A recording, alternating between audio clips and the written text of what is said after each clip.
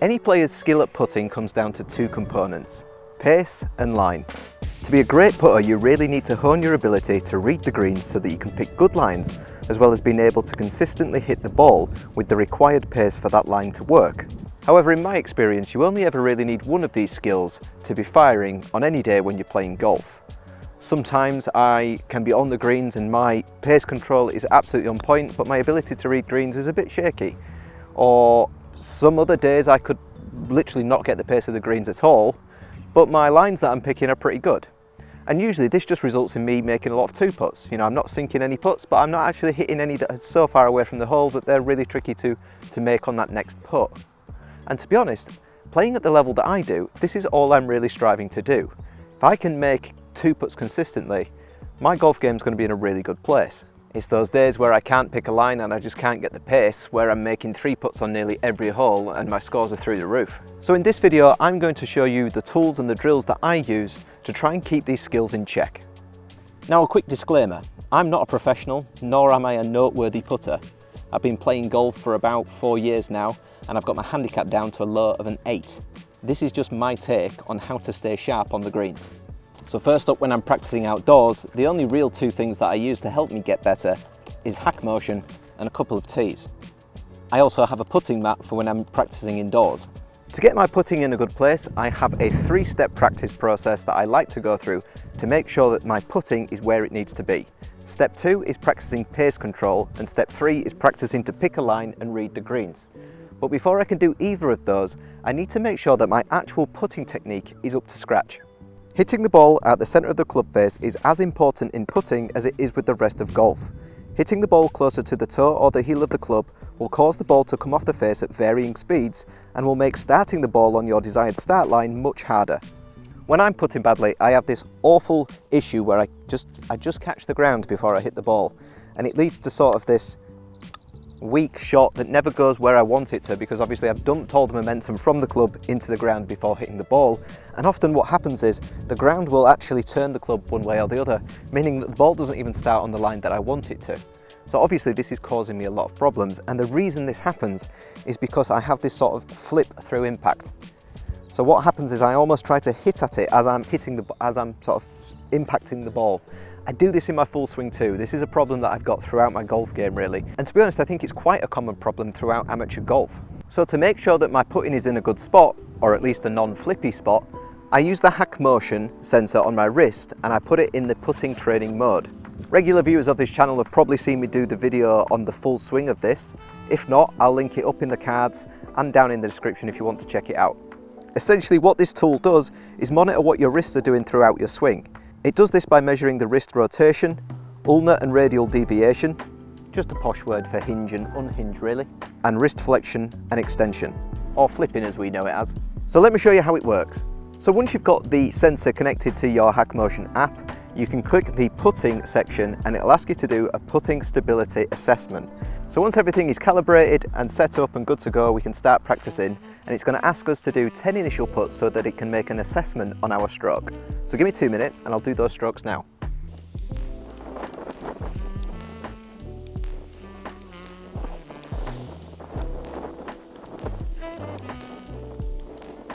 So once we've done our 10 strokes, you can now see on the app that our overview is ready, and if we click through to this, we will get sort of a general assessment of what it is that we're doing. And you can see our overview here is saying that we're too extended, we've got too much ulnar deviation, and our timing is under target.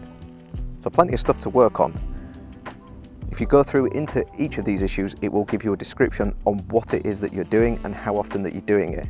So you can see here 90% of the time I'm too extended.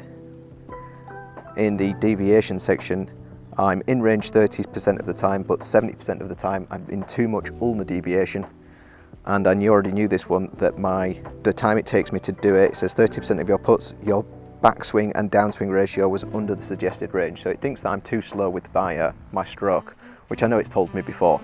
To be honest, the timing issue I'm not really too worried about, but the other two issues are good to know, especially when I'm on course and I'm noticing that issues are creeping in, like that bottoming out, or if I'm not hitting the centre of the club face, or if I'm just not having a good time putting. I know that if I can come back and use this device and it will really tell me sort of where the problems are coming in. Am I moving it sort of this way too much in the swing, or am I flipping at it too much in the swing?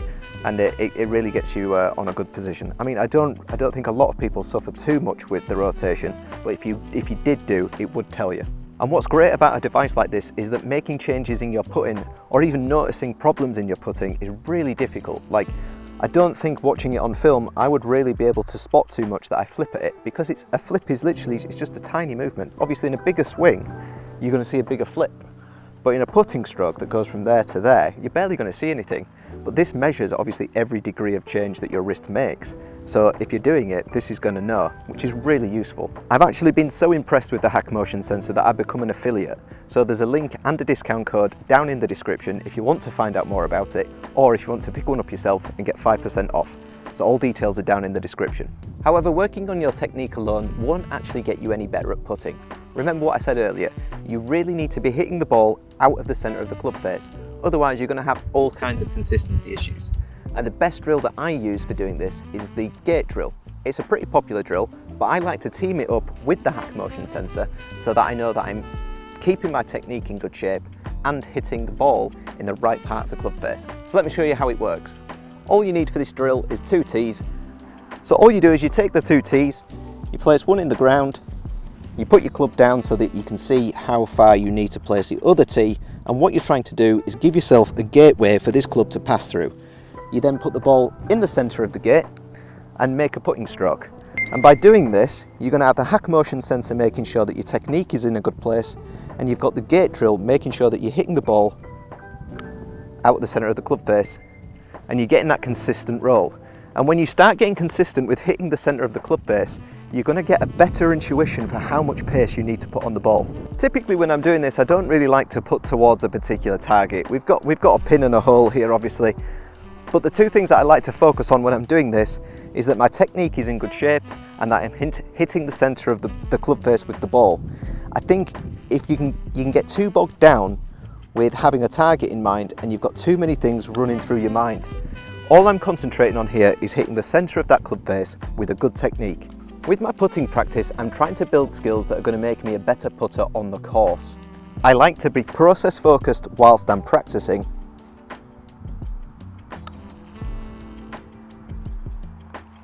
And then target focused when I'm on the course.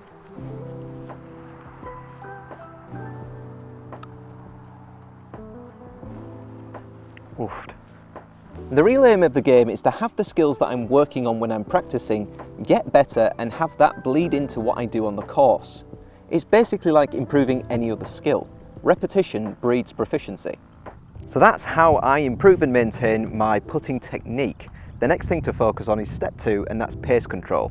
Now the best drill that I've found for this is the ladder game. So let me show you how it works. You start by placing a tee about a foot beyond the pin. And then every foot away from the pin, we place a tee. So for every step that I take, I just pop a tee in. And you can do this for as far as you want to go.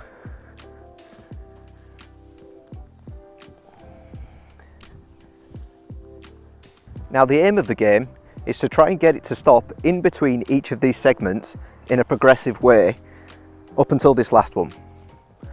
So I'll show you what I mean. So you only pass the first level when you get it in the box. So I'm aiming for this first box here.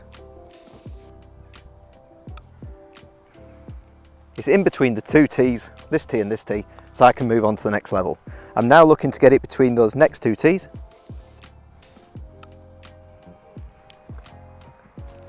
I'm in there, so I can now move on to the next level.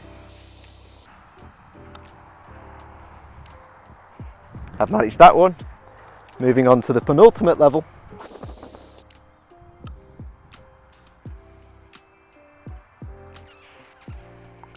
I'm going to be really kind and give myself that one because it's on the line.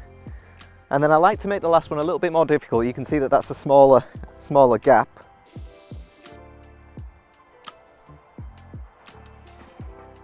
And I've overhit that one, so I failed at the last hurdle.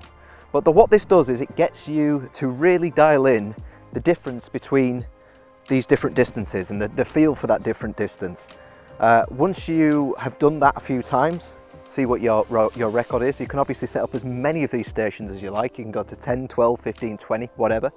But then start to vary it. So we could say I'm going to go to the one just in front of the flag first, like that, and then I could say now I'm going to go to the second one. And it gets you varying the distances that you're hitting your putts. It's more realistic of what you'd be doing on a course, and it's going to help you develop that touch and that feel for the distances, because if you can get the distances right, your putting's going to be in a lot better place. I personally think that making sure your pace control is good is more important than picking the most perfect line. And I say that because generally assessing what a green's going to do over a putt more or less isn't that difficult. Yeah, you might not get it bang on, but you maybe can see it's breaking slightly to the left or slightly to the right, or it's a bit of a double breaker. If you get the speed right, you're usually not left with too difficult of a putt to clean it up. You know, making the two putt, if your speed's good, is usually not that hard. If your speed's really off, particularly on fast greens, it doesn't really matter if you picked a good line or not. You're going to be left with a really difficult second putt. And then that's when you start putting pressure on yourself, and that's when the three putts start to creep in and those scores get higher than we'd like. Moving on to step 3 though, and this is where I turn my practice to target focused, to really try and dial in my green reading ability. I give myself 2 balls and either put to random holes on a putting green or move to random spots and put to the same hole like I'm doing here. What I'm trying to do here is put some pressure on the shot. I read the green, pick a line, and then try to execute. I give myself a second ball to try and improve on that first putt after I've actually seen what the ball does. This way I get to assess the green, pick a line, test that ability with the first ball, see the result, and then hopefully make an even better putt with all the information that I've gathered with that second ball. Doing this means that I can see my mistakes, correct them, and finish with a positive shot. Hopefully. And so that wraps up my 3-step process for staying sharp on the greens. Let me know what you guys think in the comments. Also, let me know what you guys do to stay sharp on the greens too. If you do something better, I'd be keen to give it a try. Remember, if you want to give HACKMOTION a try, there is a link and a discount code down in the description that will get you 5% off any of the packages that they have on the website.